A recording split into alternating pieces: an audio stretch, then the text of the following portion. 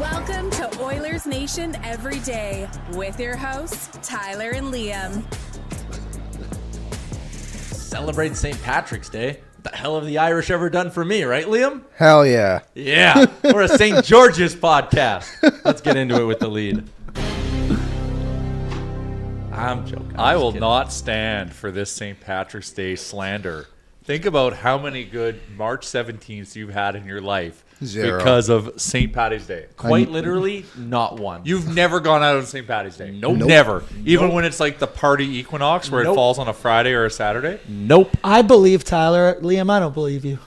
You've never gone out for St. Patty's Day green beers? Oh, that's You don't like Guinness? I love You don't Guinness. like fun? Well, then I where just do like, you think that comes from? I don't recall any memories on St. Patrick's Day. Well, that means it worked. That means you had a great time. Also want to shout out Irish butter. It's some of the best butter out there. Good That's butter. fair. Yeah, I'm How's not that not anti-Irish. I just think the day itself is kind of weird. It is weird. I mean, it's weird when it falls on like a weekday. Like, it's tough when it's on a Tuesday, and there's going to be a bunch of people getting blind drunk, especially in Ireland. I think as they blow it up there in Dublin. But it's it is weird. But sometimes just because it falls on that day, because it makes the 18th a really hard day. But it's fun. Sometimes it's nice to have an excuse to have a drink as opposed to just having a drink for no reason. And St. Patrick's Day gives you that flashing green light, and that's why it's green. Literally. So I'm good to get it tonight? Get after it, man. All right. Jay's giving me the thumbs up. You're allowed. Yeah. All right. Tomorrow, mail it in Wednesday. We had a leprechaun visit our house last night. And how did that go? Oh, he just terrorized the place. $8 mini eggs. Damn. Yeah. We had a trap. He foiled it. Left a note saying you'll never catch me. Left Crawford a green gift. Nice of him. Yeah. Turned our toilet water green. Our drinking water in the fridge green. What did Crawford have to say about all this? She was blown away. She swears she heard him too. I bet love she that. did. I really do like that. All right. Welcome into the show. We're live from the Sports Closet studio. Check them out online, sportscloset.ca. The hardest mystery player that we've ever done in the history of the show. Later on today. I have a great clue for it when people don't get it. They should get it instantly. Okay. This guy changed the NHL.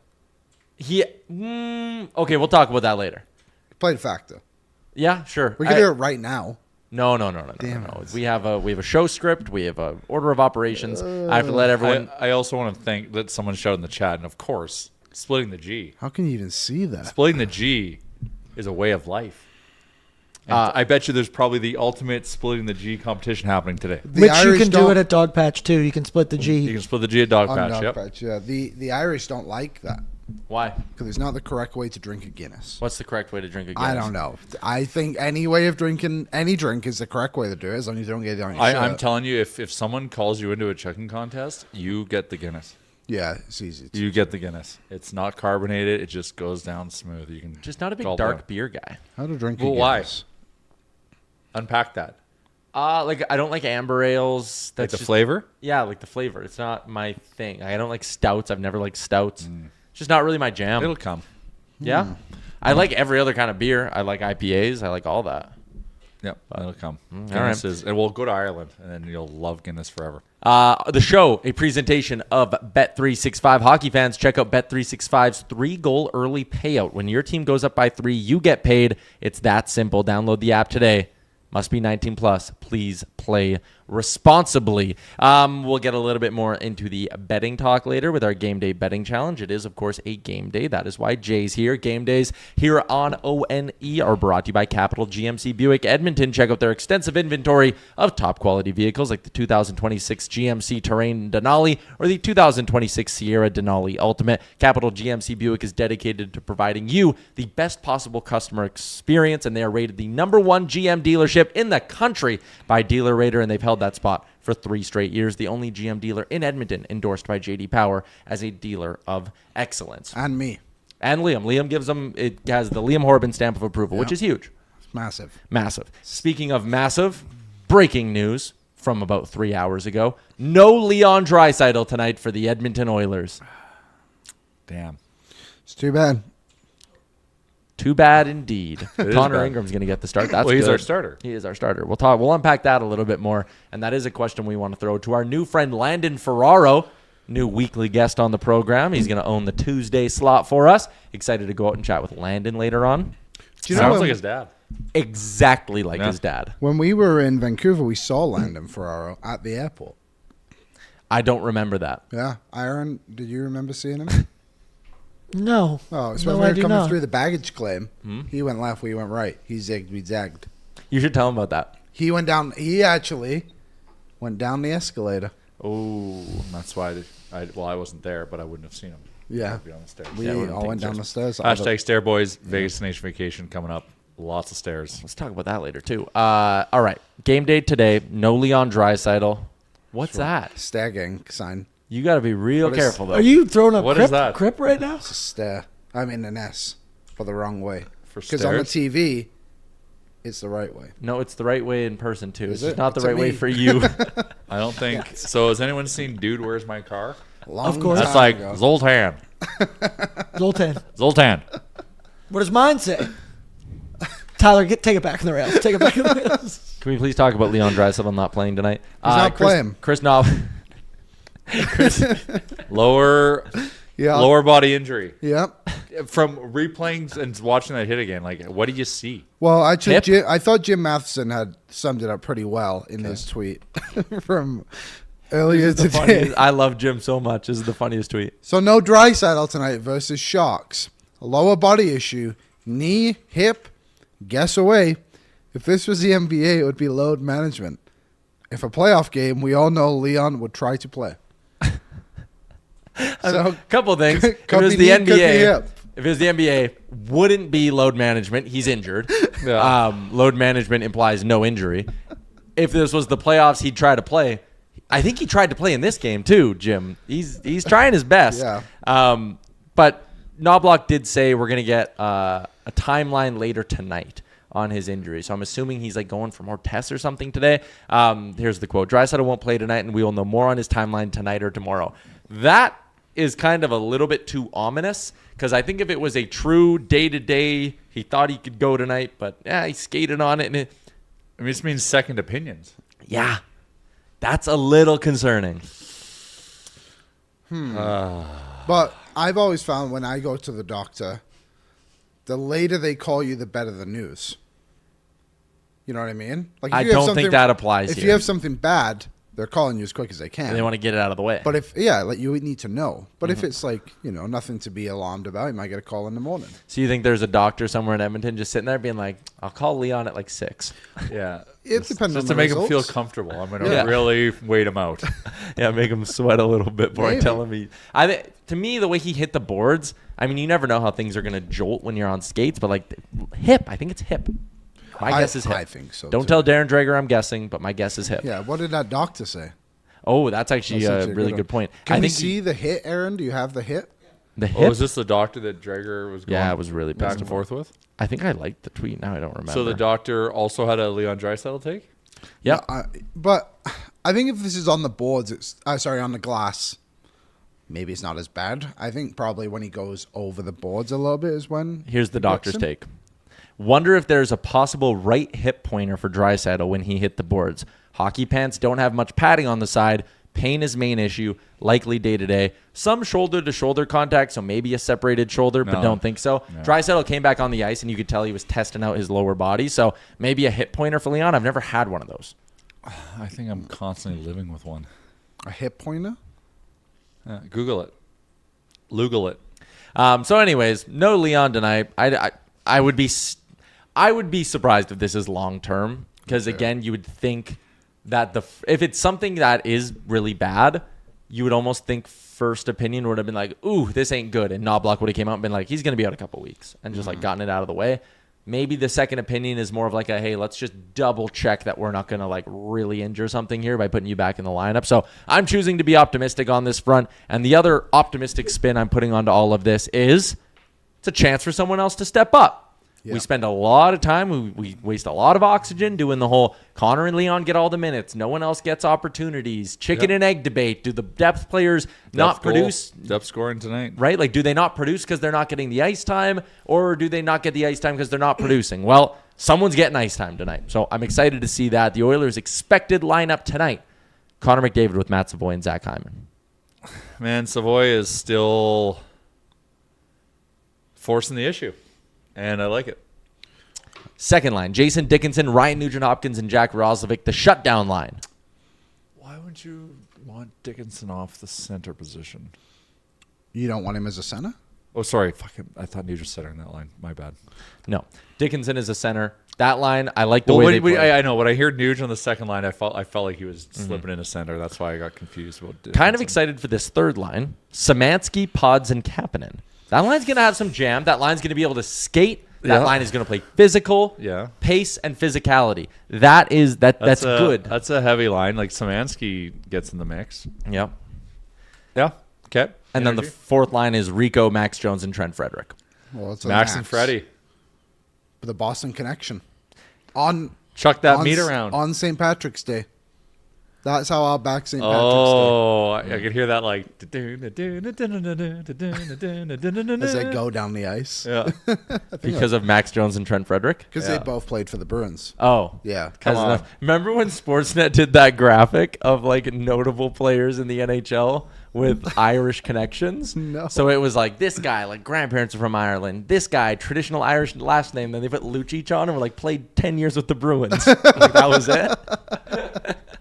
If someone can find that for me, that would be very, very good. What Please was it? tweet Sportsnet did it? Yeah, Sportsnet Irish NHL graphic. See if that brings up anything, Aaron.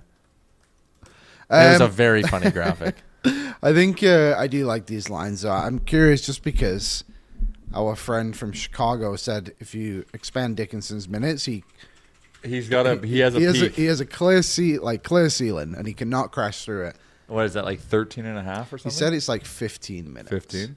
So, I mean, he's going to get no power play time. I would continue to play Podkolzin on the power play, to be honest. I know Knoblauch talked about that today, just saying it's like we don't really know what we're going to do fully yet. I'd put Pods there and just say, hey, rip some one-timers, and then the rest of it will play out. I thought he did a decent job there against, who'd they play the other day? Nashville.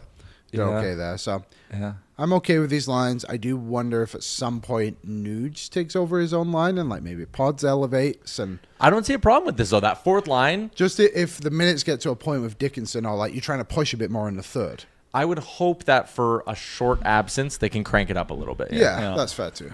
I've liked him so far. What have you thought of the new guys, Jay? We haven't really picked your brain about it yet. I love Dickinson. Yeah? I just love what he brings, right? He's a little bit of a prick. He moves better than I thought. And he moves good, and he gets pucks. Like, I don't know, he's scrappy. Mm-hmm. And it looks like he wants, like, he's kind of like plays like hard like a winner. So add some much needed depth. I think we should pause for effect. Okay, have some fan. water. The waters that did this. Yeah, so let's keep having more. Jeez. Might be the first time I ever drank water. Jesus Christ. That was crazy. I'm so sorry. I like Dickinson. He skates really well. Yeah, clearly. Yeah, you had a asthmatic attack. You like him so much. Connor Murphy, I know it's going to come up in your bet. He's a block shot machine. He's a block shot machine. Murphy, likely Irish. Hello. Murphy goal. Connor Murphy. Let's find out. Kind of Murphy? That was good. That was okay. No. So try and say like you're Irish. He is from Boston. There's no way he's not Irish. Connor Murphy.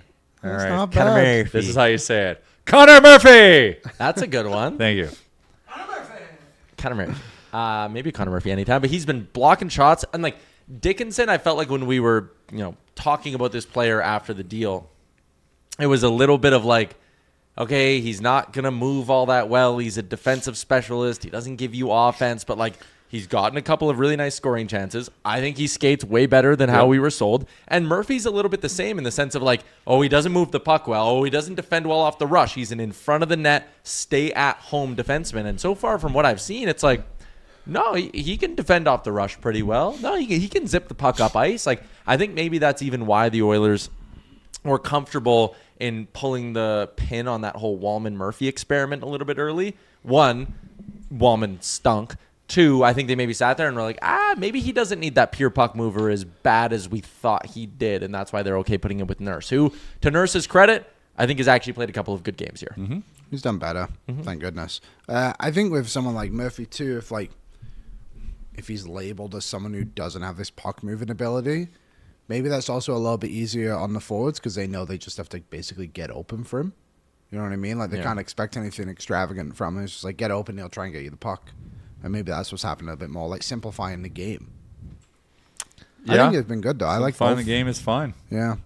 Yeah. Sometimes we try to make it way more difficult than it needs to be. Obviously, Ingram, like we said earlier, he's getting the ball tonight. He's the starter. We were doing this a little bit yesterday, Jay. Is it at the point with Jarry for you where it's back-to-backs only? Like when you hear Chris Knoblauch say, Connor Ingram is our starter and will be treated as so, it's very obvious he would get tonight. He played great against the Nashville Predators. This is a big 4-point divisional swing. You have a day off tomorrow. Thursday, you get Florida. Back to Ingram? And this is assuming he plays well. We have 2 days off. Yeah. So then ride him. Tampa, Ingram? Right. The guy's got a lot of juice, like a lot of gas in the tank. Like, we got 3 games ahead of us, and then we have 2 days off, and then you can ride him again, 2 days off. I don't know, man. Fuck this. Man, when you really unpack the Jarry trade and just what we gave up and then what it got turned into. Yeah. Oh, my God. Oh, my God. Uh-huh. There was a show that was saying all this stuff. One half of it. Bright and early in the morning, too. 8 a.m. in the morning. That was my gut feel. It was like, hey, why are we doing this? But, I could see him getting, even if tonight, no matter which way tonight goes, I could see him getting Thursday against Florida. You kind of convinced me on that. I don't think you want to get to a world, Aaron, if you can flash up maybe the schedule one more time. I don't think you want to get to a world where Connor Ingram played on the 12th against Dallas and then potentially isn't playing again until April. I think that's a mistake. These I are think all big games, except for the Florida one? Except for Florida-Tampa. And I have no problem But giving... Tampa's big in the sense of they're going to be a challenge and we need a W. Yeah. And it's Saturday night. Show up. Like, your fans are coming out there expecting a show. And expecting your starter. Although Yeah. I'm taking Crawford to the Ducks game on a Saturday, I feel like that game's so important, it should be flexed to 8 p.m. Yeah, 1:30 is kind of weird. But I'm taking Crawford, so it's been. I think we're overlooking the Florida game, too. That's going to have lots But of Florida's emotion. trying to tank. They want to protect their pick, right? Still is on, that the, on is that home the theory? ice, Oilers fans are going to be rowdy Thursday night. That's, Matt Tkachuk yeah. still playing. The Panthers, by the way, 4-6 in their last 10. Second worst team in the East. That's wild. And I think the Wild. other side of it, too, is that's an important game for the players. Like, they want to win that game. Did you hear, and I don't even like giving this fucking doofus the time of day, but did you hear the new weekly bit that Tkachuks have on their podcast? No, I blocked them. Smart. Yeah, They're now doing their bridesmaid of the week. I'm like, oh, really? How does Brady get onto all this stuff? Brady Tkachuk's made the playoffs once. I know he would go on gold, and that's great. Good for them. But, like, goddamn, like, you've done nothing else. If you're Connor and Leon, that's got to be like maybe a little bit of the line, right? Where you go like, that's got to rub you the wrong way. Like the chirp in the moment, I think you sit there and go, yeah, good chirp, you got me. Turning the chirp into a weekly bit on your podcast to continue rubbing it in and take the jokes, that's maybe a little much. I think they probably find a way to just completely ignore it. Probably. I mean, I didn't even know. And I'm on Twitter probably way more than they are, and I did not know that was happening. Yeah, but they know. But they probably know, but like I don't think it's something they probably think about. Very Think it's often. something they care about? Oh, I bet. Oh, of course. on that's the gonna ice. piss them off. Yeah, I think it would piss them off. But Come on. Out-of-town scoreboard last night didn't really help the Oilers. The Mammoth won 6-3, and the Kings won 4-1.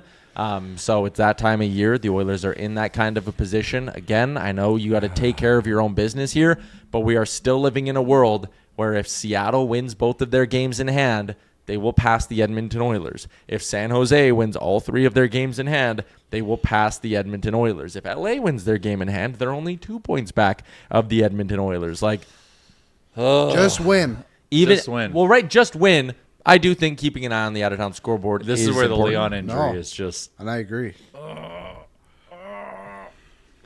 Tonight, the games Go you're back going to to the other want. slide. The games you're going to want to watch. Thank you. Buffalo is in Vegas.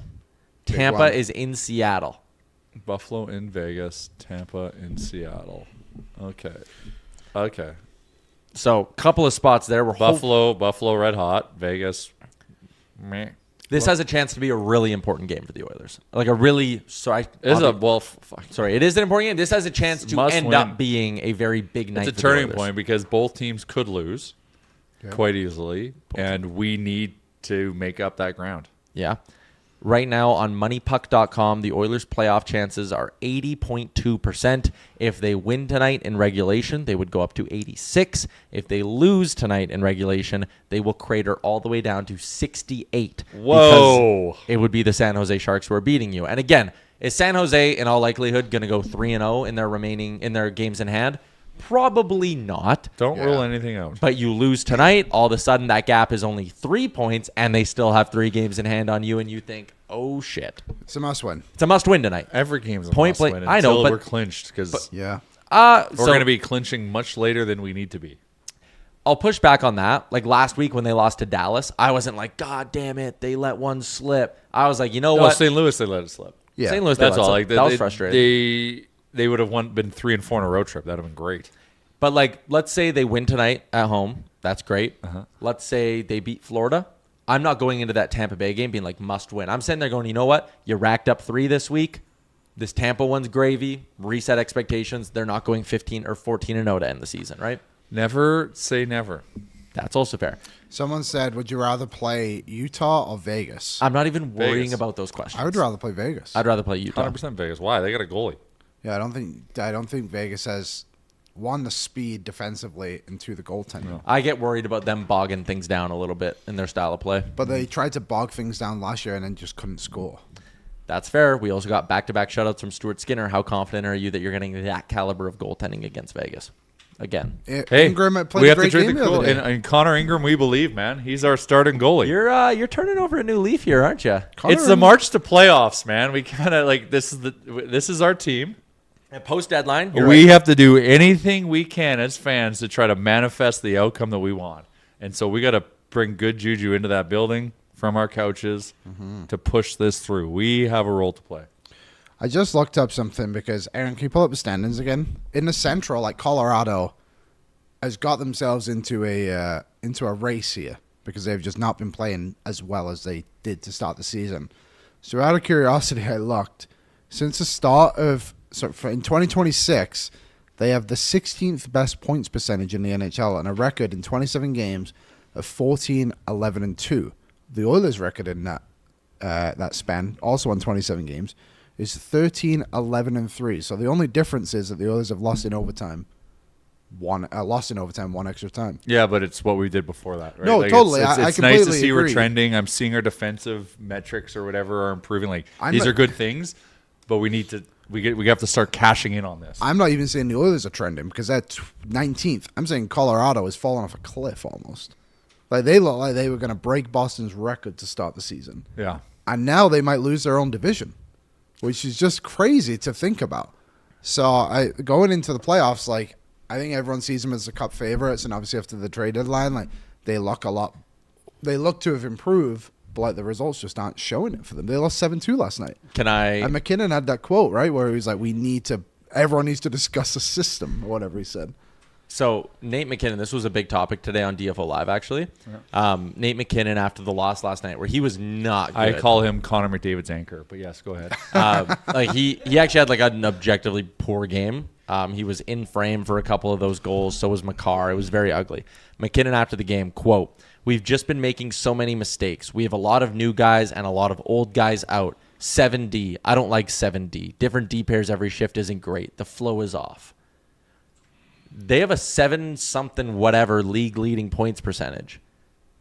And Nate MacKinnon is freaking out and going public about why is our coaching staff playing 7 defensemen. Hell yeah.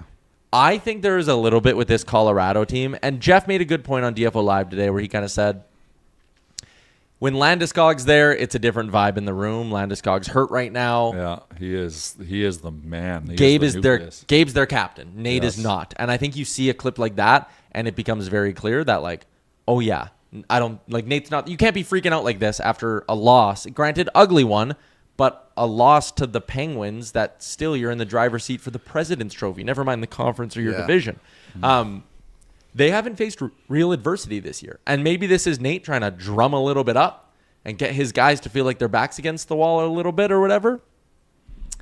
I just think like they haven't been. Do you think he's not wrong to think that? It's just wrong to say it. Yeah. Yeah. And like, why are you like you watch the whole 2-minute press conference. He's pissed. It's like, I get being competitive. You want to win every game, blah, blah, blah. Why are you so pissed after? Like, do you not have the ability to be even keel? No, he's like that. He's so intense. But that's what I mean. And that's his thing. Did we maybe not see that at the Olympics? That almost kind of costed Canada, where like he didn't have the bigger picture view on times like the 5-on-3, his backdoor play. He was just so fired up, dialing that fire it.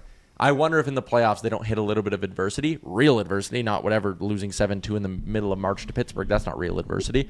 They're going to face some real adversity, and I wonder if they don't crumble. Well, their power play Sucks. Their power play in the playoffs is going to kill them. We talked about this.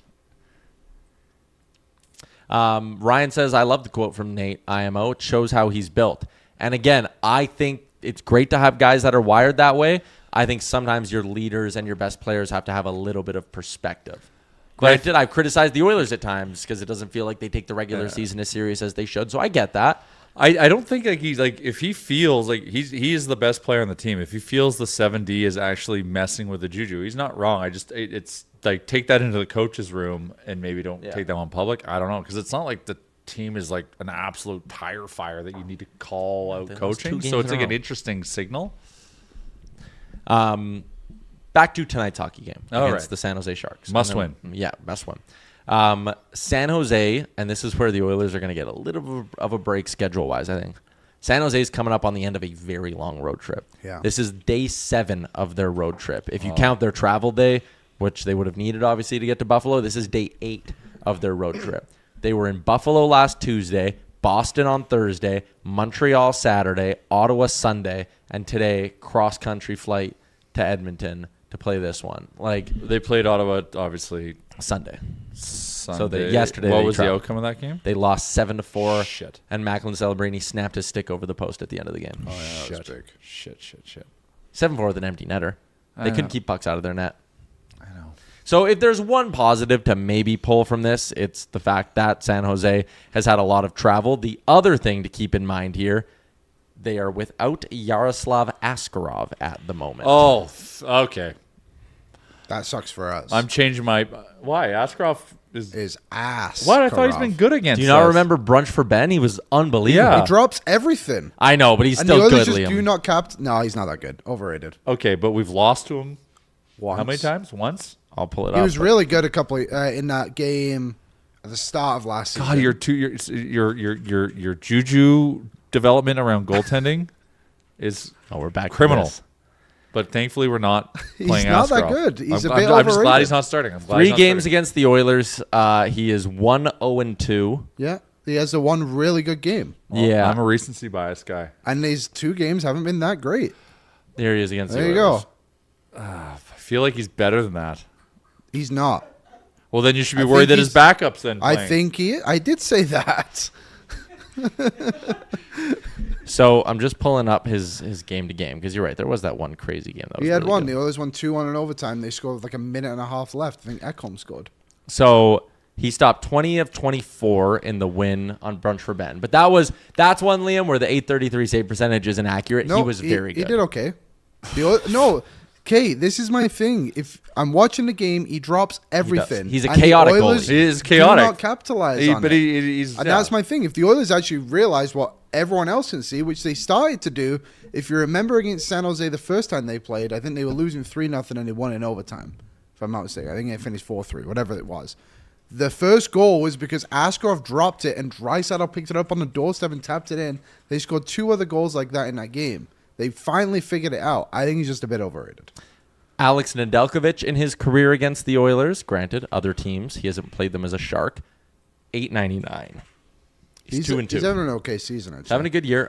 They did have to call up and play Laurent Brossoit against Ottawa, which was a part of that loss, Jay. He allowed 6 goals on just 23 shots against San Jose Sharks. This is Nedeljkovic against the Oilers, who we're assuming is going to be the guy tonight for them on the season. Alex Nedeljkovic has a .903, which is way above league average. He has points in 4 straight starts. He's a goalie fighter. He's a goalie fighter. I like him. His last few games have been really Ingram? good. Feeling spicy tonight? Please don't.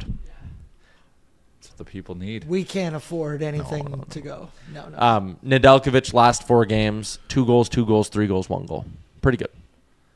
And the game with 3 goals was an OT loss. So 2 goals in regulation. He's going to be a tough nut to crack tonight. It's going to be tough for the Oilers.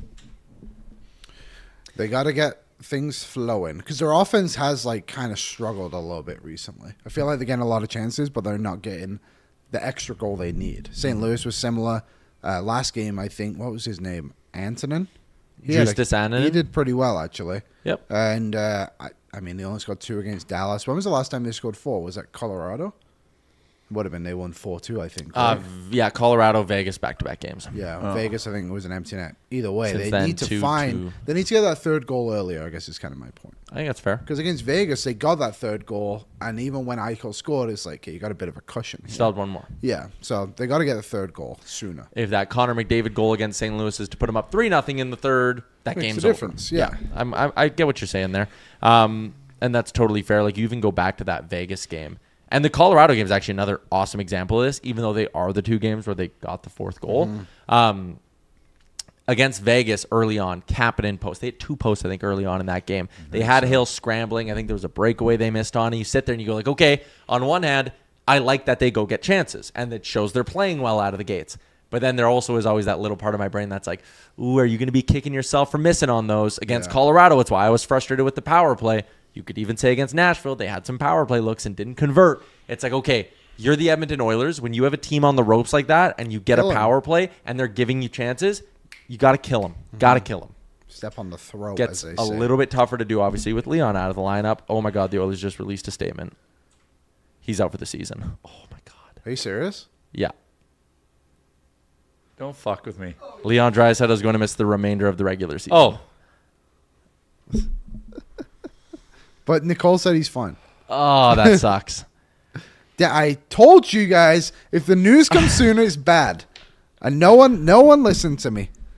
Damn it, that's not good. Well, here's the thing.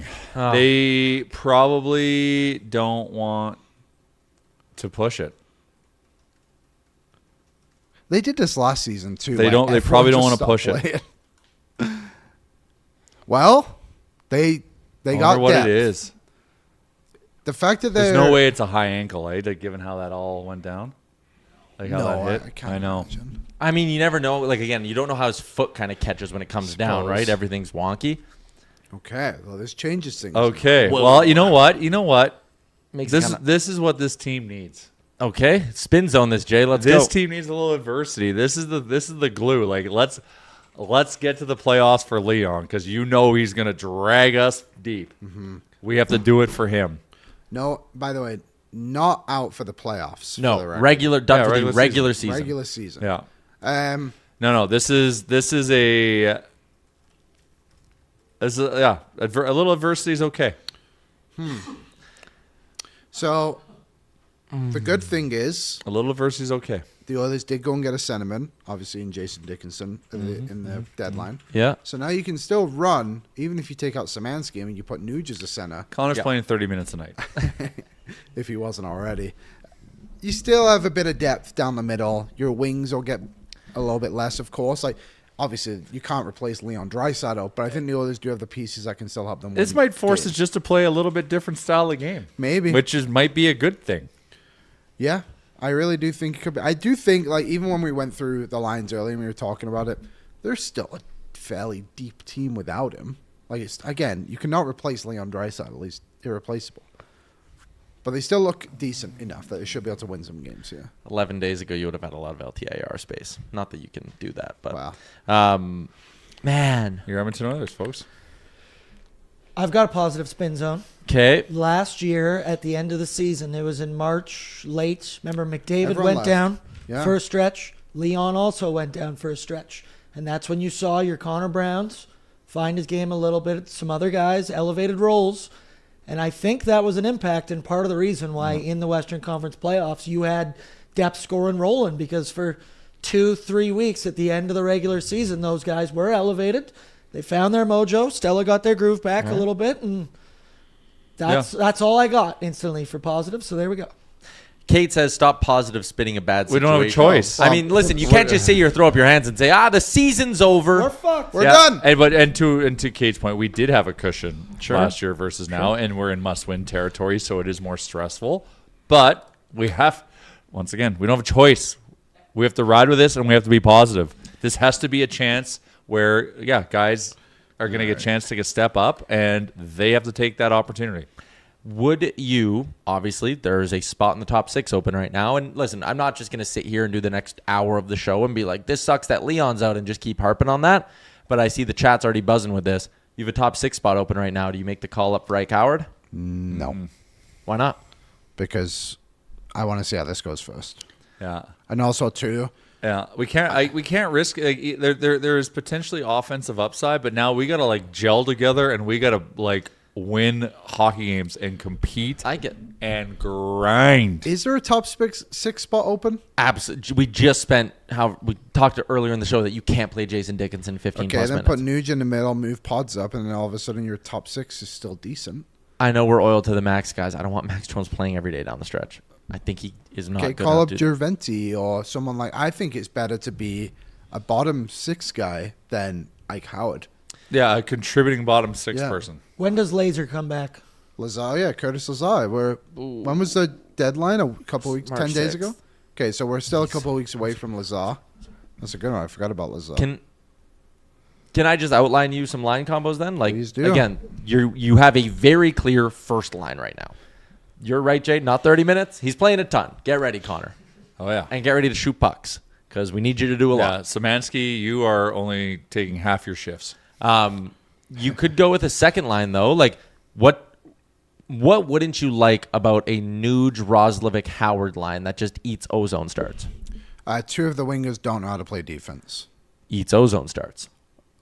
but they still don't know how to play defense, and I think that's just something. I just don't think Knoblauch trusts Ike Howard at all right now. And I think if they did, he would be on this team still. But he would really trust Dickinson, Podkolzin, and Kapanen. And is that maybe where Yeah, but I think you also trust Szymanski a lot.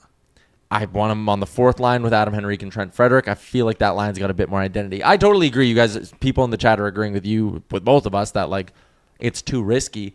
I think where you're sitting right now, the playoffs are not a guarantee. I want a spark. I want someone who's going to walk in there, and I want to look at Ike Howard and be like, all right, big dog, 1st round pick, white suit, all that flash, all that flair. Yeah. Let's go, boss. Do you know who I think did bring a little bit was Quinn Hudson. I would have time for a Quinn Hudson recall. I think- I would have time for Ruby Jarventi, to be fair, too. Yeah, I would like to see Gerventi. Clattenburg, I think, is playing now for people who keep saying his name. He's back. He returned earlier this week. But I would say to that is let him get up to speed in the American League first before you throw him right into the deep end. Mm-hmm. Yep. Although he did get called up against Florida last time. The others called him And up. then stuck. Yeah, he did So well. he got hurt up in the NHL, so he was making NHL salary that whole time. Oh, yeah. Oh, good for him. Yeah. So here's what I would do, Aaron, if you want to pull him up one more time. Sorry. Top line, keep it as it is, which is Savoie, McDavid, Hyman. Savoie, you got a job to do, bro. Yeah, and then I would go, if assuming there's a call-up, Pods, Nuge, Roslovic. Then I would go Szymanski. No, sorry. Yeah, Szymanski, Dickinson, Kapanen. 4th line the same, assuming Lazar comes up. I'm putting Lazar's Freddie healthy. in that Szymanski spot. Yeah. I could elevate Freddie. He's playing good. I a good just point. think they want a bit more speed on those wings, and that's where I would. I liked Freddie recently. Give me your I think second he's line really again. Elevated. Just Nuge to the center, Podkolzin up, Roslovic still on that wing. It's not that bad. It's not as bad. And then if you want to call up Hudson, sure. With that said, though, I think when Max Jones has played, he's giving you really strong 8 to 10 minutes. He's hitting everything that moves. I think he's providing some, he's not providing a ton of offense, but he's getting a couple of chances here and there. Like, he's working hard. And I think you got to give him credit for changing his game a little bit too. So Leon's out for, what's that, 5 weeks then? If it's for just regular season, 6 weeks? About a month. Their actually. last regular 16th. season game is a month from now, the 16th of April. And then the playoffs would start, the following? Probably like the Sunday or Monday, 19th or 20th. Yeah, okay. The fart is in. What did the fart have to say? Says Jay's silence says it all. I've not been silent about this. No. I'm letting you guys just beat up the lineup. I'm a no-on-eye coward, so. What would you do, Jay? Who's Would you your call keep just this 12-man forward group? So the second line reshuffle, a must. Yeah. Dickinson needs to drive the third line. This is the nice part about having a Ryan Nugent-Hopkins. We don't on know your what team. we got. Like, now's not the time for experiments. We don't know what we have in Jarry. Like, you can't bring those guys up right now. Like, we're in a. Well, I guess unless they really, really force the issue, or we can win a couple games and then we can experiment. But What are we experimenting for? Experimenting for them to make the playoff roster? Probably not. Assuming Leon's back. Yeah,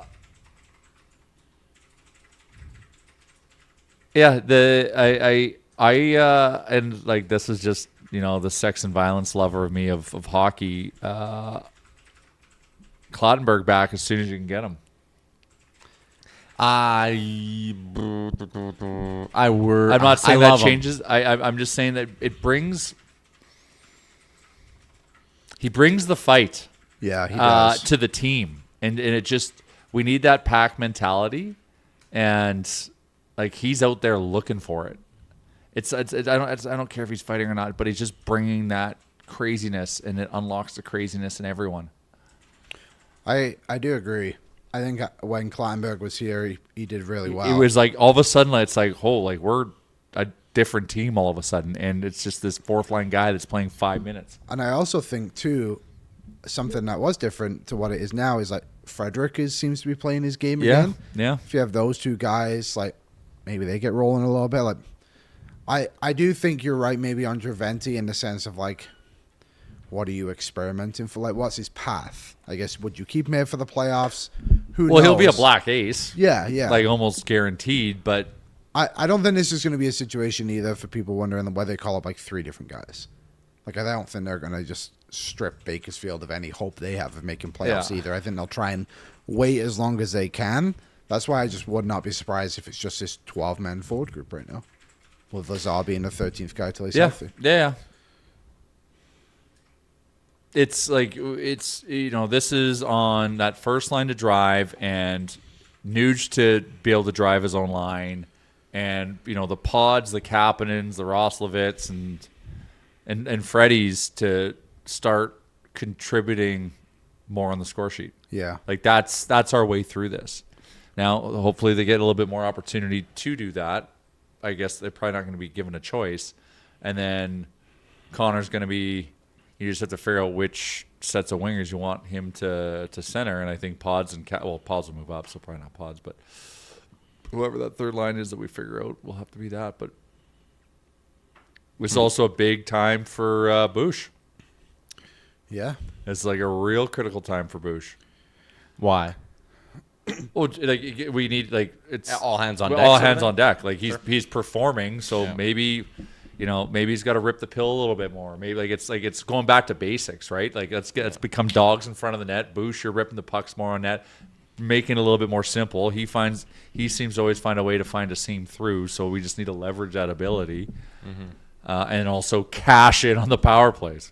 The Bush bomb is now option 1 on the power play. Even though he's already the QB, I think he's going to have even more touches now. Yeah. Do you think they move him down the wall a bit where Draisaitl would play and have Ekholm run the point? I think he's too important up there. You think so? And he's too good at that. Like, Yeah, think of him on the I line. thought about that a bit too. I don't trust Ekholm in that spot. Yeah. Well, now it's the Hyman setup. Yeah, that too. Like, we don't. It's just feed him. Nuge is going to shoot more. Expect more. Like, I bet you Nuge power play point's a good bet to be making now, because More he's going give to be and forced to goes. shoot. They're bringing back the give and go. Yeah. Fundamentals. Yeah. baby. Connor will start shooting more. Jake Wallman. They did it in the playoffs. Remember, they moved one. I think Wallman was playing a lot differently then, but they moved him onto the top unit. Do you maybe think this could give him some confidence, and that's why you do it? And someone said Howard PP1. Hey, if you He's wanna, got a if hell you of a want shot. Shooter. Savoie's got a shot. He likes to rip it. Not from. I don't love his shot from range. I think they're a different kind of shot. I would say. But I mean, he can. I think he's an in-tight guy. Savoie, since coming back from the I, break, it seems to be a bit rejuvenated. Yeah. Helps him out. I do think they'll be fine. I think they'll still make the playoffs. I think they'll still help that. 93 point plateau. I think they'll be fine. Savoie did just recently get PP1 time, I believe, over Nuge in the last couple of games. He got some moments with the big dogs. You can't do that. Like, that's not... You can't put Savoie in over Nuge. Yeah, no. The fart is in again. He's dialed in today. When will Doc be back? He is on LTIR. Yeah, I think he's done. I think like Leon. I think is regular season. I think Doc is year. Why does the fart get so much love? He's just a very Just a smart great commentator. commenter. Yeah, Love Just it. always watch him. Okay, I love it. And I just love the fact you have to say the fart all the time. It's Yeah, great. I know. Yeah. Let's do a poll. Let's see. Let's do. Would you call up Ike Howard? I wanna know because there's a lot of differing opinions. Would you call up Ike Howard? Yes or no? Spelt everything right on that one. Let's go. It's a big day for me. Someone's lucky. Yes, the luck of the Irish. Well, it doesn't feel like a very lucky day to be an Oilers fan today. Also, with something we should address. No, this is part of our story, guys. Okay. Everyone's always... Well, the Oilers, like, they've been miraculously healthy the last 2 years. Like, like we're hearing those things, right? Yeah. Especially during the playoffs, even though we've had to deal with injuries and whatever. Now we actually have some actual adversity. Something that's putting that giant seeded doubt saying our playoffs are ruined. Yep. This is where they just run through it. That This would is be their Kool-Aid Man moment. It would be a very Oilers thing to do. Exactly. They set us up mentally thinking failure is imminent and just boom. Oh, yeah. Our Kool-Aid Man moment is such a bar. I love that. Yeah. Jay. The Canada dropped in a super chat, by the way, $6.99. Said the good news is it's now more likely Ty hits his McDavid 50 goal bet. Might need McDavid to go goal per game down the stretch here. What's he? You know what, though? 36. Connor McDavid's the only one that can make that decision. Like, actually have the ability to make that decision. So that's also exciting. Connor, anytime goal tonight, just so you know, it's in my parlay. Two things really quickly. Thing number one, Michael Menzies, who will be on the pregame show tonight with Aaron, has said, expect a full Knoblauch statement in brackets from me on the pregame tonight. So that's something you will not want to miss. The second thing is Knoblauch told us this was day-to-day like 3 hours ago. And now all of a sudden he's just done for the season. Liar. I will continue to press. He's not He's a a truther. liar. He ain't a truther. It's unbelievable, really. To go from day to day to like, oh, he's done. Just say we don't know yet. You're just lying. Can we do? We don't. Oh, we You're don't also lying if you say you don't know yet. But he didn't. Maybe he didn't know. We're still waiting for results, which they were. Which he also You're said. telling me in the span of 3 hours, Knoblauch went from not knowing anything to Leon say Draisaitl is done for the year? We're waiting for results, Yeah. which I would believe him, because then if the results came out, which they did come sooner, which is again bad news. All right. Obviously, the breaking news is throwing our show for a bit of a loop, so we might have to save Is It Cake for tomorrow. Oh, can you give us one? Is It Cake? Macklin Celebrini signs an 8-year extension with the Sharks this summer. Not cake. You think he's going to wait? Short term. Short I think everyone's term? going short now. That's my thing. NBA style. Yeah. All in on NHL being the new NBA. 4-year deal. 4-year deal. What's the highest paid player? 17. I don't know. I don't 15. Like his Something his like his that. machine might back that. I feel he's different. Maybe. I think it's cake. Good Canadian. I boy. could see not him. a greedy money bagger. No, I was going to say he goes like 8 by 20. Yeah, well, yeah, he's gonna get his number, Yeah. but he's 20 gonna. million?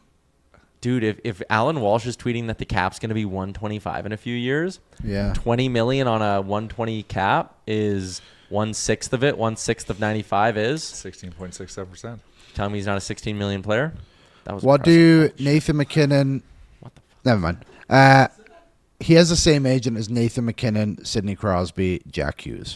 What number is Celebrini? 71. He's going to be like, Mac, you take 7.1. Well, all those guys 17.1. have all Done kind of taken less money throughout their career. Besides Seth Jones, who he's also, and Luke Hughes. Maybe he has the bag. I mean, he deserves the bag. He's really good. He should have been the MVP this year. One more. Is it cake? Yes. Matthew Schaefer's playing his first game in Toronto today, and he said he has close to 1,000 people coming to watch him tonight. There's no way 1 in every 18 people in attendance at that hockey game tonight are there because he knows them, right? Well, I'm assuming seats aren't as full as they used to be. Sure. That's not cake, Matthew Schaefer. You're lying. How do you recognize that number? I feel like I'm going to say it's not cake because you might even get to a point where like, I don't even know what the number is anymore. For him to be like, I think it's not 1,000. cake. Yeah, it's not cake. That's just too crazy. I'd like to meet them all. They have to go in their own separate line. You got to count them. 2 more things. It's like 2 sections. Shall we talk a little betting? Yeah. All right, boys. I hit one.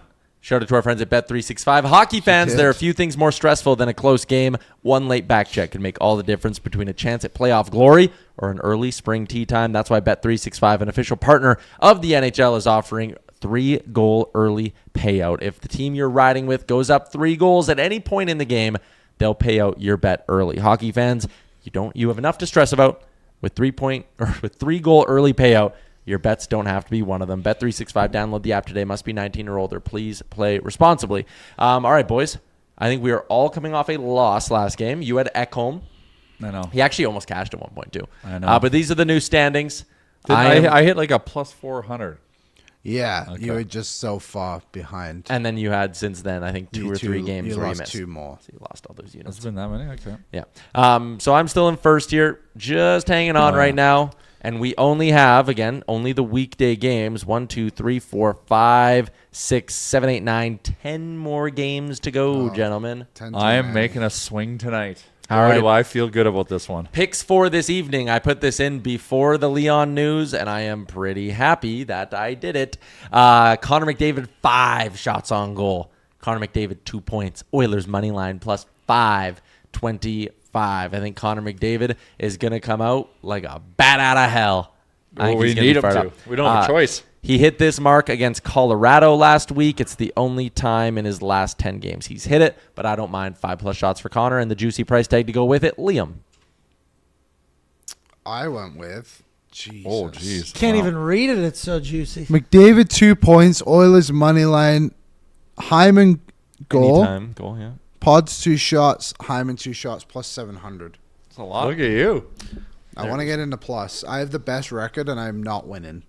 So I want the best record and to be winning. You want them both. Oh, Hyman 3 shots. Apologies. I could not read that. McDavid 2 points. Did I say that? Yep. Yeah. Okay, so we got plus 700, whatever it is. Hyman 2 shots or Hyman 3 shots? What did I say? The 3. It's 3. It's written Yeah. here as 2, but Oh, it's yeah. 3 on 3. the other one. My bet said 3. 3. Yeah, Okay. Bet said 3. Jay, what do you got tonight? I've got Oilers money line. Mm-hmm. I've got McDavid anytime goal. Mm-hmm. I've got Celebrini anytime goal. Whoa. I've got Connor Murphy 3 block shots plus 1,500. Spicy. That's so money line's in there. Yeah. Connor and Celebrini scored. I don't have money line in this. Oh, Card laid's a card played. you sure? Did I cut off the screenshot? Just like Oh, maybe. Let me just double check my bet because I bet it. I can plug it in really quickly. and dude. that will tell you. I meant to put money line, but that's okay. If I I believe missed you. it, I missed it. I believe you. No, I'll allow it. I believe you. Yeah, Jay, this bet's plus 1,500 without money line. Oh, With money line, it's 2,300.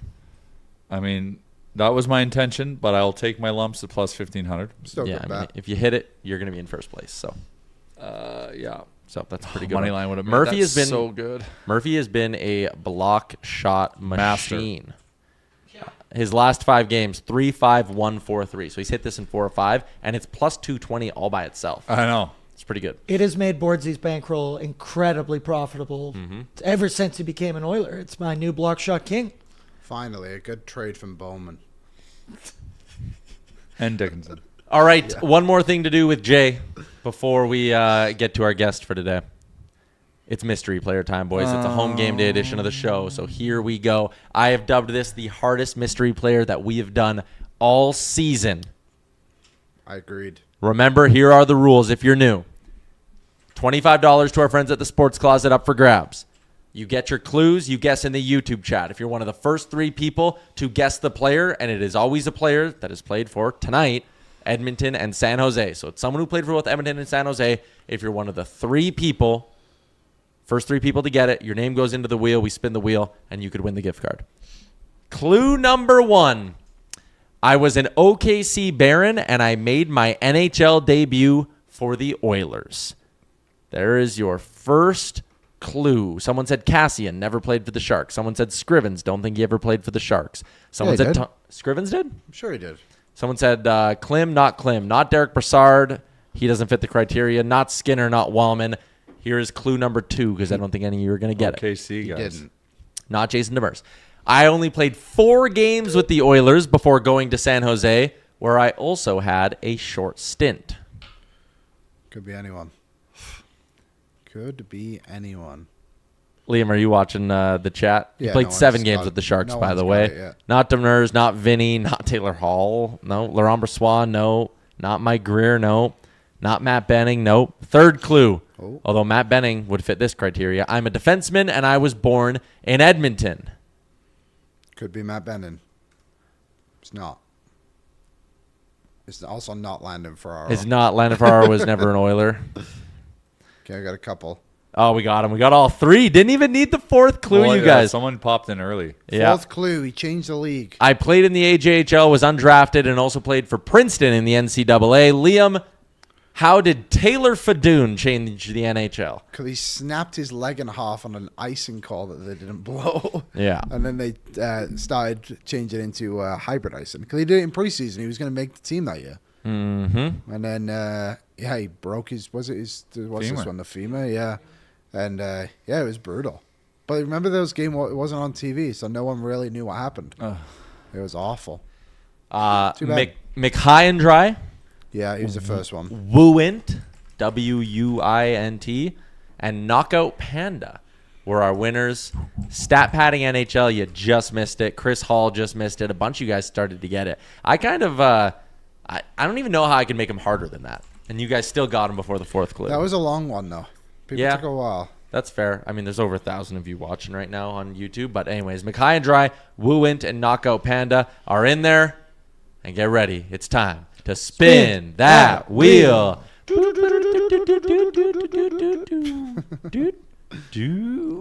Oh, Wuint. If that is your username in the YouTube chat, you have won yourself $25. Courtesy of our friends at the Sports Closet. Email me, Tyler@Oilersnation.com, and we will get you all hooked up with that bad boy. So there you go. Taylor Fadoon, the Edmonton product, who is still playing. First off, former Fort Sask trader, Liam. Yep, one of very few to make the NHL. Him and Matt Fratton are the only 2 I can think of. Paul Comrie. Sure. Sure. Anyways, former Fort Sask trader was still playing up until 2 years ago down in Joffrey Wilkes-Barre, Scranton. I don't think Lupo played. I think he's just from Fort Saskatchewan. Okay. I mean, I could figure it out. There's got to be a way to see, right? Yeah, Wikipedia, usually a good source. Sure, Liam. Yep. Paul Comrie. Shannon Sabados. Paul Comrie did play Mike Commodore. Oh. There's actually way more than just him. Yeah. Ken Yaremchuk, obviously. Classic Tyler's Kenny. dad. We were supposed to get him on the show. Gary Yaremchuk. Sheldon Surrey. Wow, they had a lot. Jim Playfair. Damn. Jim Bennon. Also, shout out Mike Bennon. Played his first NHL game the other day, which is cool. For So, Florida, unfortunately. Now, Brian Benning, former Oiler and Panther, has had a son play for both the Oilers and Panthers, which is kind of cool. That is cool. Maybe one day Mike will play here. You're shaking your head. You hate that fact? Oh, it's just mind blowing. Oh, okay. Yeah, it is. Did I give it like a sinister shape? Like, Maybe it just felt like you were like, oh, that guy. I'm like, wow, like, what are the odds? Like, that's a family tree and a half. Yeah, Crazy. that's cool. Oh, I wonder if he'll play on Thursday. Mike. Oh, in town? Probably. That would be Like, cool. They're banged up, right? Like, that's why he's playing. So I can't imagine they're going to magically get healthier in the next Got 3 a days. point as well, actually. He's playing on the second pair with Nico Mikkola. Good for him. Yeah, they're banged him up. and Matt Savoie are good buddies, too. If you're worried about the Florida Panthers, and not to do Thursday's show today, But let's go ahead. this is their IR report. Alexander Barkov, Cole Schwint, Jonah Gadjevich, Seth Jones, Brad Marchand, Sam Bennett, Sam Reinhart. Like, you got to steamroll them on Thursday. Yeah, you got to. But one thing at a time. One shift at a time. One step at a my time. Lord, we're in the non-dry era. Life without Leon starts. It's moist out there. Night. Yeah. Non-dry. That's a good one too, Jay. Well, Real spring good has stuff. sprung. Yeah, Streets are wet. Yeah. It's a beautiful day. Beautiful It's day. very Jay, nice you were neighborhood. dialed in today. You were Yeah, dialed you're in. good. Back. Are you back Thursday? 2 shows in a row. Yeah. Good work. And I'll be there in Vegas. Yeah, well, it's going to be you and I running the show in Vegas. Corrupting the airwaves. Can you do all the shows with me there? Yeah. Sweet. What else am I going to do? Play craps. Well, yeah, it's a nighttime activity. That's fair. All right. Thanks, Jay. Okay. Game day edition of the show. Shout out to Jay. All right. Jay. We got to do, it's our guest line. Yeah, we'll just watch Jay walk out. It's fine. All right. Well, whatever. See you, Jay. This thing gonna drive me crazy. We got to wear earpieces now on the show. I'd rather have my ears pierced than No, try you and figure wouldn't. out these things. No, you It wouldn't. just took me 5 minutes to get that untangled, and now it's tied up in my hood. In my head, I was like, all right, Tyler, feel don't like I'm make a wearing big a deal out of choker. Don't make a big deal out of the earpieces. The listeners don't care. And then we proceed to make a big deal out of it. It's hard not to. I know. And I understand, Nick. I know you're listening. I get it. I understand why I have to wear it. But I can't do this all the time. You're going, well, we don't have to do it when we don't have a guest. I know, but we have a guest every day. Fair. So now Liam said I to me gotta, today, I can't do it. My ears are broken. I might cut him off. Van Gogh. I've always said you remind me of him. Should we get to our guest line? I went to the... No. We're not doing stories. I was going to say I went to the Van Gogh exhibit when he came to Edmonton. That All right. sucked. Okay. That was not fun. Very overrated exhibit. I would not recommend if it comes back. Our guest line is a presentation of your Prairie Toyota dealers looking to dominate off the ice as much as your team does on it. Check out the Toyota Tacoma. Its standard I-Force engine boasts an impressive towing capacity of up to 6,400 pounds. In fact, it's the most powerful Tacoma ever. Whether you're hauling gear to the rink or heading to an away game, you can tackle it with ease with the Toyota Tacoma. When it's time to load up, the available power liftgate makes loading your gear in and out in a cinch. I think a power liftgate in a truck is one of those things where once you have it, you can't really live without it.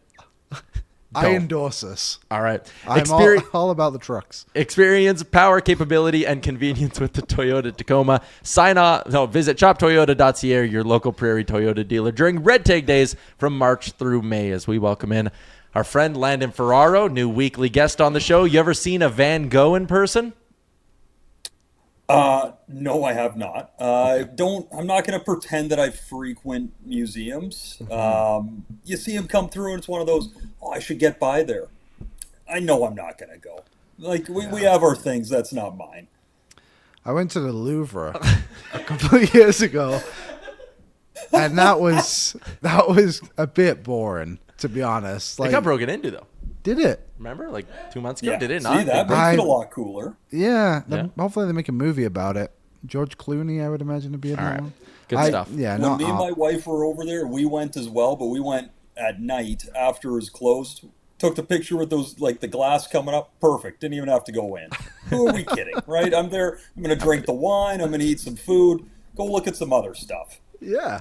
I think that's fair. All right, big news of the day. Not sure if you saw it. Leon Draisaitl is done for the rest of the regular season for the Edmonton Oilers. So the injury is much worse than the day-to-day we were hearing for the last 24 hours. But let's maybe spin this. We can do all the massive blow, important player, stretch drive, all that. Who are you looking to maybe step up here now? Because someone's got to do it if they're going to get in the playoffs without Leon. Well, I mean, to me, it's going to be that third line that's now the second line, right? Like, they look, again, like that was the part that was so exciting to me when they had the line stay with that way, with Savoie staying up with McDavid and really making that Dickinson and, this is beautiful. Now even I get to cheat. This is perfect. The Dickinson, Roslovic, and Nugent-Hopkins, like, that was the first time a third line for the Oilers in the past couple of years like created and controlled some play and was creative.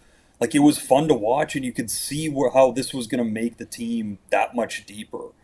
Well, okay, that could be what you're hoping for come playoff time now. But with Draisaitl out, like, instead of that being a luxury that you were hoping to have, it's going to be a commodity that you need to have, and they're going to have to be able to produce and take some big minutes. Like now it makes it even more important that they went out and got Dickinson and got some of that extra help. And the fact that, Szymanski a year ago's over in Germany comes over and has really exceeded expectations. And not that he's going to be in this lineup and be a game changer right now for them, but he is providing them some pretty solid minutes. Yeah. So obviously, there's the idea that maybe Nuge could run his own line, Dickinson can do his own line too. But would you try and keep that line together in the sense of when Draisaitl comes back, that's who's going to play together anyway? Or does that kind of go out the window where it's we just need to win some games and spread it out a little bit more? Yeah. To me, it's kind of what you said, but we need to win some games. I don't think we can afford to spread it out.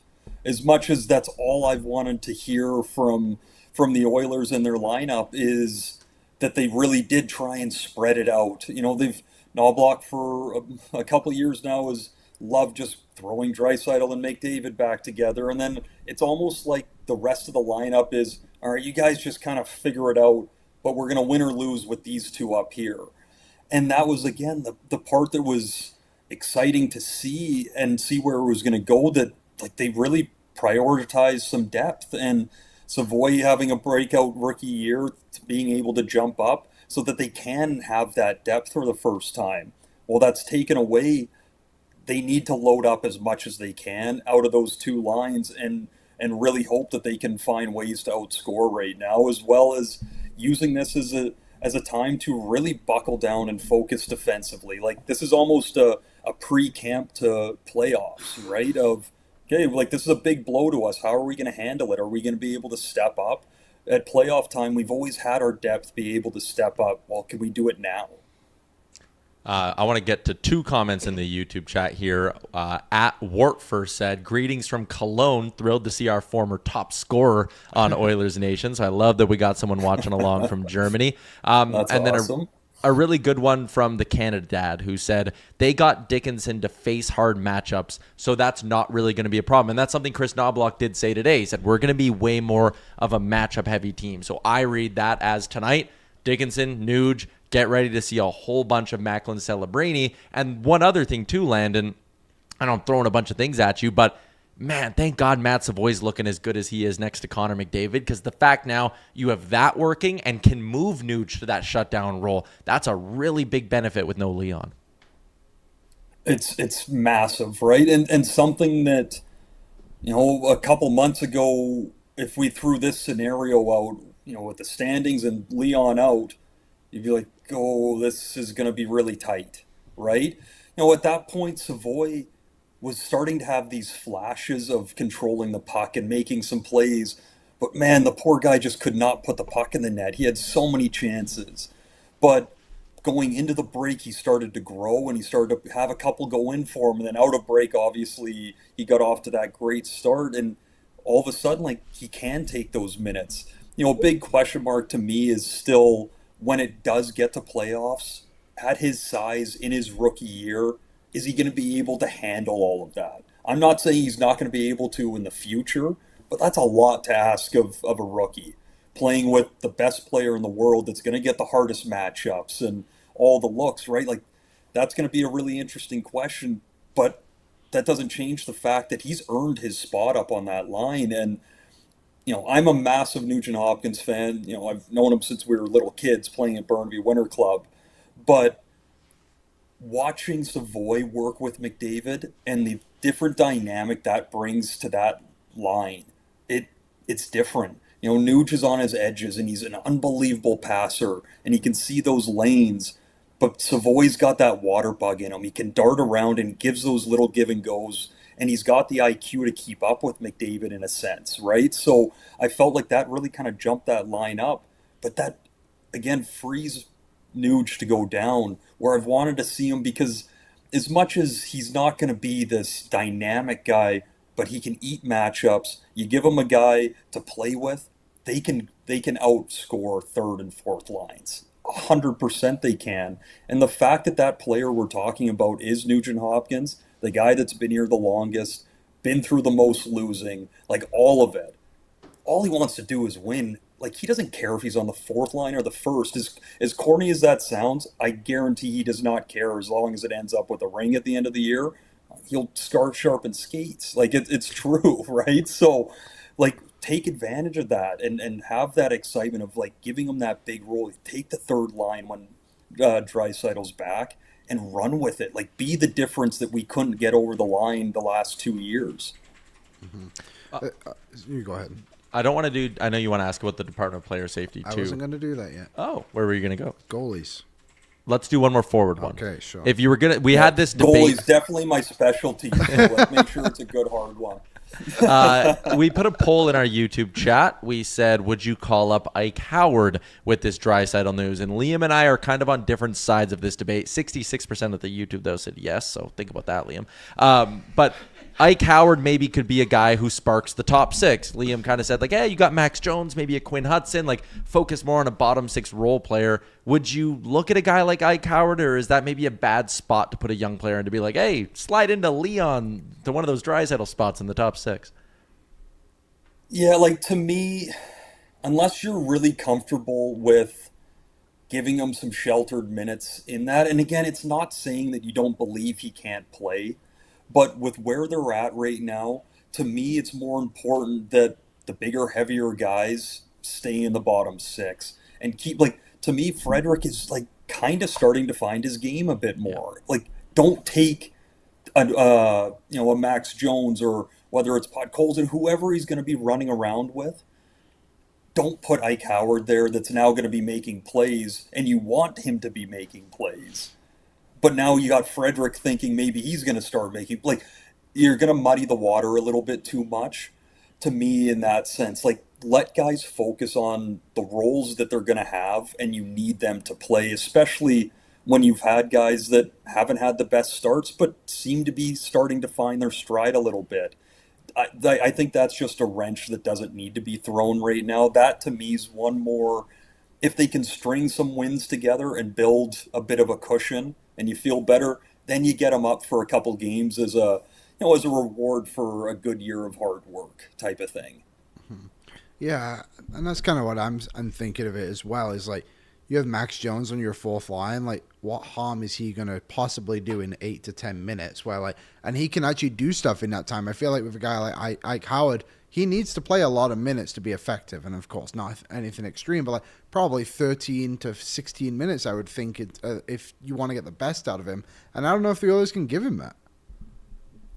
Yeah, well, like, the interesting there is, like, you're not wrong in my opinion, but, like, Ike Howard is going to have to figure out how to be productive in 10 minutes. That's not going to be right now, but next year, right? Like, that's how young guys start, unless you're, a Celebrini or these guys that step right into a top six role right away because that's what they are no matter what.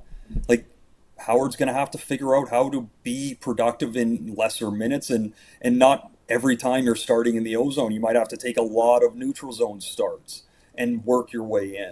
So he's going to have to figure that out, but that's learning your game and growing as you learn the pro game. But to me, it's, like, what is Max Jones going to do in those 8 to 10 minutes? He's going to run around and hit and be excited to do that. Ike Howard can want to go do that. And I say this as a guy that, I was taller than him, but he's thicker. I was skinny. I could run around as much as I want, and I'd get a good lick on a guy once in a while, but half the time it hurt me more than it hurt them, right? Like, in your bottom six, that's where you need the bigger guys, that when Max Jones goes in and hits someone or goes into a battle, like, that other guy feels it, and it's different. I think that's a really good point. I also would not be upset if Isaac Howard got called up, for the record. I'm see not the against logic, yeah. Isaac Howard by any means, but just on the goal. I'm sitting there right with you, like, not against it at all. Like, I just had an argument in Vancouver here of, they're talking about captains all of a sudden for next year. And they're talking Hronek, and my whole thing was, like, the next captain to me is probably not even drafted here yet, or maybe has just started playing. And I'm not arguing against Hronek being the captain. I think he'd be a good captain, but for a rebuilding team, why force someone into that role? It's kind of the same thing in that situation. If it's not it doesn't have to happen at that second. Don't force it in. You have a lot of other things to worry about right now. Yeah, someone just put in the chat as well. If we don't use Howard now, when are we ever going to use him? Next fall. Well, Matt Savoie played basically a full season in the American League and is now going to likely play 82 games this season, which is just shows the development path they had from him. There's a plan there for Howard. Yeah. But on the goalies, the Oilers obviously named Connor Ingram their start the other day. Knoblauch came out and said he is the start for the rest of the season. I guess it's a two-part question. One, why do you think they would announce that, knowing like Jarry, they brought him in to be their starter? And two, how do you think that conversation goes with Jarry ahead of that conversation that Knoblauch had? I'd be curious to know like impact on the room too. Like the guys obviously hear that. Yeah, I mean, to me, they do it for two reasons. One is like if you're looking at Ingram, look over his last year, right? Like he has to step away from the game and figure some things out. He gets traded here. He knows he's going to be in the minors and trying to find his game back. But, he knows there's a decent chance he'll probably get some games with how the goaltending's gone in Edmonton. And then all of a sudden, while you're now playing and we're probably going to trade Skinner, we've got three goalies all of a sudden. Like there's been a lot that's going on. And in that time, he started off really good. He had a couple tough starts in the middle. And he started to kind of find his game again. And in that time, Jarry had a great start. He got hurt and has really, really struggled to make a save past that. So much is going on, yet the season's ending. Like, time's running out. Someone has to take the reins, and Ingram's been more consistent. So a guy that's gone through that much, in my eyes, Knoblauch's saying, as much as he's thinking it, I need to publicly make sure he knows that I believe in him and I've got confidence. You're my guy. You're going to get the more starts and all of it.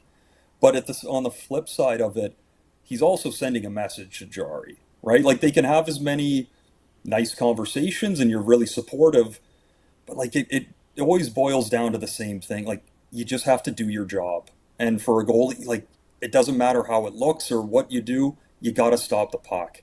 And that's not happening right now. So to me, it's giving confidence to Ingram and lighting a fire under Jarry and hoping, and not only hoping, but like needing. You can't just have one goalie. Even if Ingram was the number one goalie in the league right now, stats unbelievable.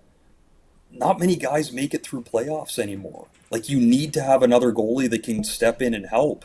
So you're giving Ingram the nudge and, hey, we're behind you, but you're telling Jarry and letting it known out to the public too, like you got to figure it out. Right? Mm-hmm. It's not fun to get called out like that, and when you're supposed to be the guy. But every once in a while, you need to hear it. Again, similar to you, it sounds like no goalie expert by any means, but like, how do you get Jarry back? Like how he's just so far down. It seemed like that Colorado game would probably have helped him, but then immediately just as a stinker against Dallas, and the team didn't play very well either. I guess to somewhat defend him, but like. There's only so many times you can say that before it's like, oh, they just don't seem to play well when Jarry's in there. Yeah, I mean, like, it could work to that, just like, at the end of the Skinner time, and even now looking at it where a lot of people would probably say, like, we'd kind of love to have that one back, right? Like, but at the same time, okay, yeah, you see Skinner go on, and yeah, he was doing good. Do we really think that he was going to be able to get to that point consistently here in Edmonton? To me, too much has happened. He's listened to way too much. He's got in his own head to a certain extent. Like he needed to go somewhere and just reset. The media people everyone he gives up a week one on a Thursday night. It's not going to be the first question that's asked, right? Like just a reset. You can look around the league. There's so many guys that just need that. I mean, it's Pettersson here in Vancouver. It's to a point where really is anything going to get fixed here? It's probably best both sides move on. But for Jarry, to me, and I think this to a certain extent for every player, when they get to a point where you're like, I don't know how they fix their game, like that has nothing to do with their game at that point. It's mental.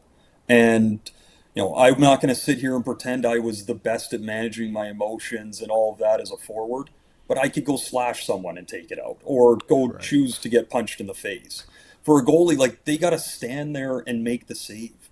And, when I'd get more angry, I could sometimes most likely turn that into something good. I go forecheck harder. But when a goalie gets more upset or more, okay, I'm going to be so dialed in, they get more rigid. Now things start to bounce off them. Like, it's such a counterintuitive thing to the rest of the positions. Like, I don't know how they do it. That's why they're different types of people, that they're able to kind of compartmentalize and be able to handle that. But there's a reset that needs to happen in there. I don't know how you handle that or make that happen, if that's the goalie coach or that just needs to be something that he figures out on his own. But to me, it's a reset is the first order of business. Then you can look at the rest. Mm-hmm. We can save the DPOS stuff for next week. You don't want to do it really quickly? Okay, fine. Do it quick. Say your thing. It's been 20 minutes. Say your thing. Well, really quickly. So Perros came out today, and obviously the Department of Player Safety is being very heavily scrutinized by the best player in the world, by Connor the best McDavid. player in the world after the Matthews incident. And Wait, but hold on. Also, like, the nicest comments ever, too. Like, just so, just matter of fact. It's like, what are we doing? Not even angry. That makes it so much better / worse. He was disappointed. I think. I'm not mad. I'm disappointed. Yes, but, I'm not mad. I'm disappointed. Yeah. Perros said today, paraphrasing a little bit, but he basically said, he's like, we do not take the player's reputation into account when we're making decisions on things. And I know if you get suspended however long before, that's obviously part of it. But I feel like with someone with Gudas, he's been suspended 4 times and he's been suspended for 26 games. Those are not short suspensions he's been racking up. You should continue to realize what that is. Do you think the Department of Player Safety should actually take into account who the player was that was involved in the incident? Yeah, and like it's weird, and I'm not going to sit here and pretend to be an expert with the player safety, because I feel like with everyone it's a guess half the time about what is and what isn't. But like, they do take into repeat offenders, but it's been a while. If I am remembering correctly, it's been a while since Gudas has been suspended. I think it was 2019 maybe. So some of that comes off. So it's almost like he's bought his goodwill again. Yes, they should be looking at history of a player, but to me, like, a knee like that does not matter if a guy has history or not. So let me put it this way. Say Connor McDavid, and this is going to sound crazy because I'm picking the best guy in the world and I already regret saying it, but I'll continue on. Connor McDavid does that to someone else, blows that guy's knee out, he never plays again. Just because Connor McDavid's the best player in the world, that guy's knee doesn't matter. Knees, heads, to me, it does not matter who it is. That should be the book thrown at them regardless, because it is that simple. That you can have one bad knee injury, and if you're a skater and you've lost a half a step, that might cost you the NHL, and now you're an American League guy. You've gone from making $15 million in your career to hopefully a couple, right? Like, things drastically change. So when I hear protect the stars, drives me insane, because yes, you should, but to me, protecting the stars is calling the rule book as it's written on the stars. Why should a guy that is a bubble guy like me playing against Connor McDavid in his first year, why should I be able to slow him down and hook him and do what I want to make him down to my level? Because he's better? That makes no sense. No, I have to figure out how to angle him better, take better gaps, whatever it is. He's the best player. Don't make him have to play through more. Don't let them eat extra cross checks, punches in the face. Let us fourth liners give the extras after in a scrum, right? Like, that's fine. But protect them that way. But again, knees, heads, stuff like that. I don't think it matters if you're played 20 years, you're Brent Burns, you've been in the league forever, or you're Matt Savoie in your first year. You're like, that matters too much. I think that's fair. Really last quick one for you. Maybe going to put you on the spot with a story time here. Matthew Schaefer's playing his first game in Toronto tonight, and he claims he's going to have 1,000 people in the stands watching him. I'm saying claims because I think that's bullshit. I don't think he knows 1,000 people. But when you were playing, did you ever have a game like when you rolled back through BC where you were like, this is just getting out of hand. I can't keep up with the ticket requests? Well, luckily, so, my dad plays. I knew how this stuff worked. I'm not making, in my first time coming back to Vancouver, I'm not making the same in my first year that Schaefer's making. I made it very clear I'm not buying one ticket. I will give you the passes to come down. I'm not playing for free for the next week and a half to make this happen.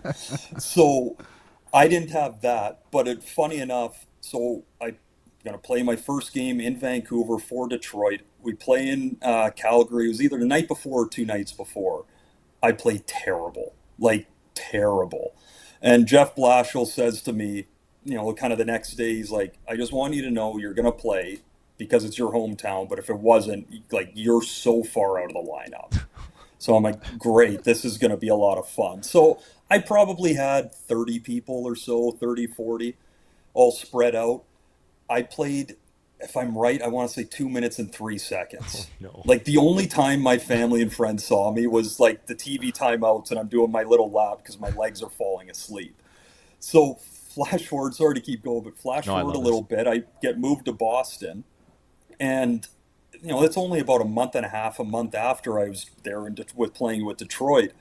And we're going right back again. So my one uncle calls and he's like, hey, I hate to ask this, but are you actually going to play? Because it costs a lot to bring a family of 4. And I'm like, I've been playing, but I can't promise anything. So a bunch of people come again and end up being my best game in the league. I had 1-1 and first star. So it went from playing 0 minutes essentially to the game of my life up there. So it was so much fun. But that first one back home is the coolest thing ever until you don't play. Schaefer won't have that problem. I double checked it for you. 548. Not terrible. What was it, 5? 548. I've been telling that wrong for a long time. It felt a lot smaller than that. When you feel everyone moving around you and everyone's excited to see you, you're like, I look like an idiot down at the end of the bench. That's good. Landon, appreciate your time. I know we kept you long, so sorry about that, but we'll chat with you again next week. Yeah, all good, guys. Have a good one. There you go. Landon Ferraro, former NHLer, does some work with Sports 1440, Sportsnet out in Vancouver as well. All right. That was great. I love that. Blashill, there's probably a lot of coaches who would have just not even had the conversation with him and just been like, healthy scratched. See you later. Yep. Like a former Detroit Red Wings head coach. Someone said, bad look, Tyler. Don't be a hater on Schaefer. I love the player. I'm just telling you, there's no way there's 1,000 people. Everyone he's ever met. It must really go deep. Every hockey coach he's ever had. A bunch of stuff like that. He was definitely, speaking in hyperbole, and we're just having fun with it. But, it's not 1,000 people. Yeah, I don't see it. That's just an 18-year-old misspeak. Yeah. That's he meant 100. Yeah. Oh, my God. 100,000 people in. 100,000. The whole building is wearing Schaefer jerseys. The Indianapolis Colts have signed Notre Dame basketball forward Carson Tout to make him a tight end. I saw that. Crazy. Also, Jalen Waddle traded today. Yeah, for less than DJ Moore. A lot less than DJ Moore. There's a lot of history of basketball players becoming tight ends. Antonio Gates. Jimmy Graham. Played for the U. Tony Gonzalez. Tony Gonzalez was one. Yeah. All right, boys. Aaron, you and Menzies tonight? Yeah, buddy. Me, Menzies, Bert, intern Tristan. Huge game. I'm not willing to dub it the biggest game of the season, but it's up there. This is a massive swing for 4 points. Should be a good one. 7 p.m. Pre-gaming at 6. Come on down. We're going to be wearing green. You too. It's not they're from Ireland. You too. They are. All right. For me. New episode of Oilers Nation Radio going to drop in a few hours as well, wherever you get your podcast from, so you can look for that. More Draisaitl injury conversation coming up there. But that's a wrap on today's edition of the show, everybody. Thank you. We'll get through this Leon-less life together. Talk tomorrow. Oil up. What's up, Nation citizens? If you enjoyed today's episode of Oilers Nation Everyday, make sure you hit the subscribe button here on our YouTube to not miss any of our content. We got you covered from interviews, insight, analysis, everything you need to stay up to date on everything around the team. Hit that subscribe button so you don't miss a video.